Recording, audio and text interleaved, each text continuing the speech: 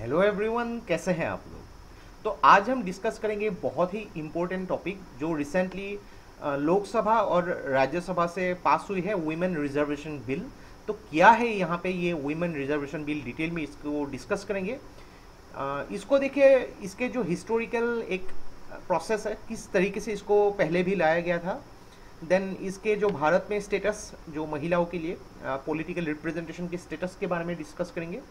इस बिल के जो फेवर में क्या क्या आर्गूमेंट्स है, इस बिल में क्या क्या खामियां हैं, उसमें भी यहाँ पे डिस्कस करेंगे। इसके सिग्निफिकेंस क्या हो सकती है और वे फॉरवर्ड। तो देखिए, Indian polity point of view के हिसाब से बहुत ही इंपॉर्टेंट वीडियो होने वाली है, तो इस वीडियो को अंत तक बिल्कुल देखते रहिएगा। और इससे पहले अगर आप लोगों ने हमारे चैनल को अब तक सब्सक्राइब नहीं किया है तो इसको प्लीज़ सब्सक्राइब कर लीजिए, ताकि आने वाले ऐसे ही वीडियोज़ के नोटिफिकेशन इस तरह आपको मिलते रहे। तो चलिए आज का वीडियो शुरू करते हैं।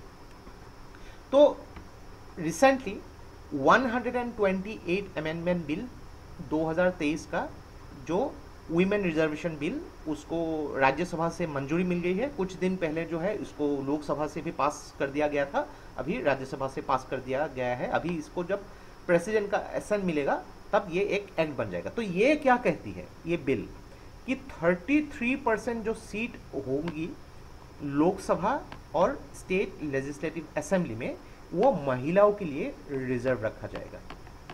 वेरी इंपॉर्टेंट, लोकसभा और स्टेट लेजिस्लेटिव असेंबली में जितने भी अभी इलेक्शंस होंगे 33% ये रिजर्व रखा जाएगा महिलाओं के लिए। तो ये जो है कुछ दिन पहले जो है लोकसभा से भी पास हो गई थी और राज्यसभा से भी बहुत ही एक अच्छे मेजोरिटी से, लगभग 214 वोट से ये पास हो गई।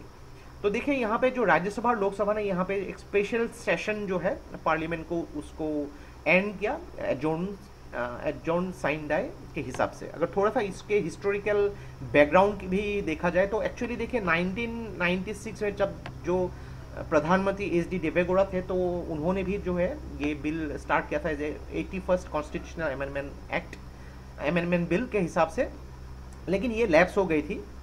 और यहाँ पे एक्चुअली उसके बाद भी देखिए 1999 में एनडीए गवर्नमेंट ने फिर से उसको स्टार्ट किया गया था, लेकिन ये भी पास नहीं हो पाई। 2004 में यूपीए गवर्नमेंट ने उसको as a common minimum programme के हिसाब से स्टार्ट किया था, लेकिन ये फिर भी लैप्स हो गई।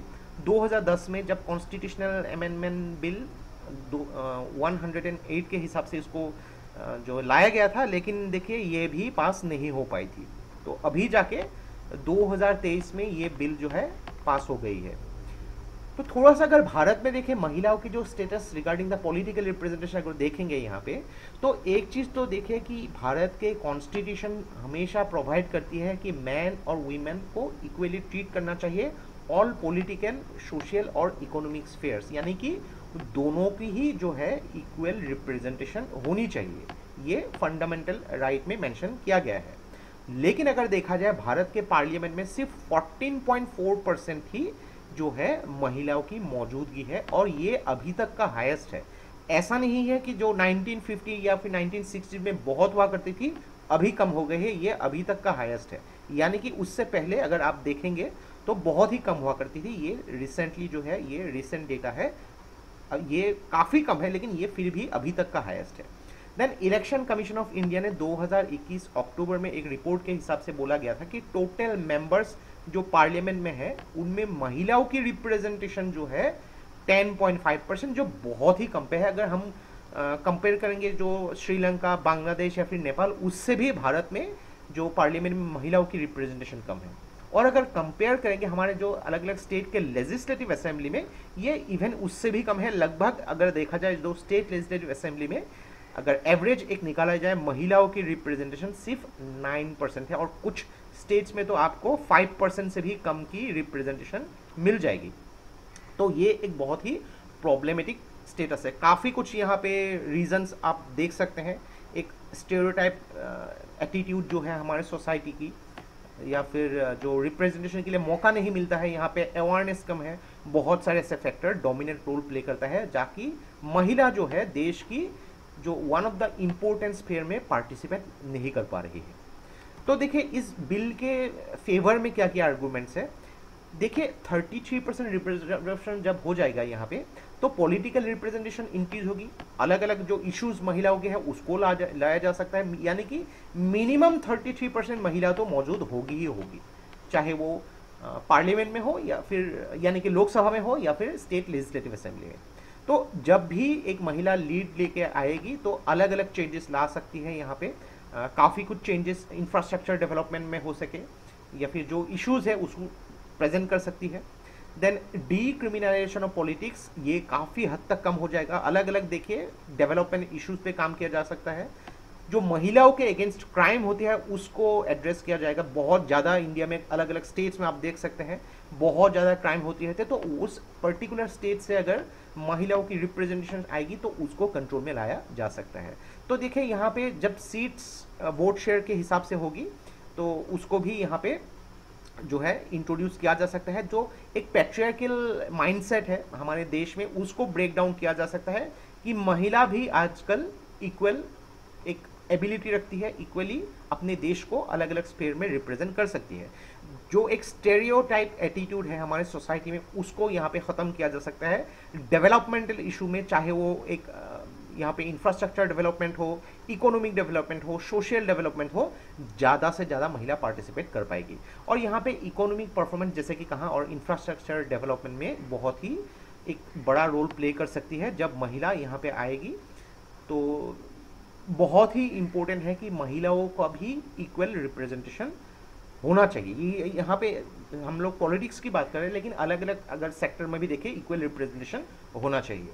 लेकिन देखिए इस बिल के अगेंस्ट भी कुछ बात होती है कि यहाँ पे देखिए ओबीसी रिप्रेजेंटेशन के बारे में, ओबीसी के लिए रिजर्वेशन की बात नहीं हो रही है क्योंकि हमारे देश में ओबीसी जो है एक कम्युनिटी, तो उसके लिए देखिए यहाँ पे कुछ बात नहीं हो पा रही है। यहाँ पे इस बिल में लोकसभा और स्टेट लेजिस्लेटिव असेंबली के इलेक्शन के बारे में बात किया जा रहा है, राज्यसभा और लेजिस्लेटिव काउंसिल के बारे में कुछ भी बात नहीं की जा रही है।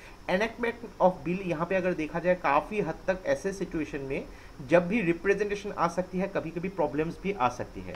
और यहाँ पे अगर देखा जाए अगर पंचायत में ऑलरेडी ये मौजूद है ये प्रोविजन कि 33% 1/3 जो सीट महिलाओं के लिए रिजर्व होगी।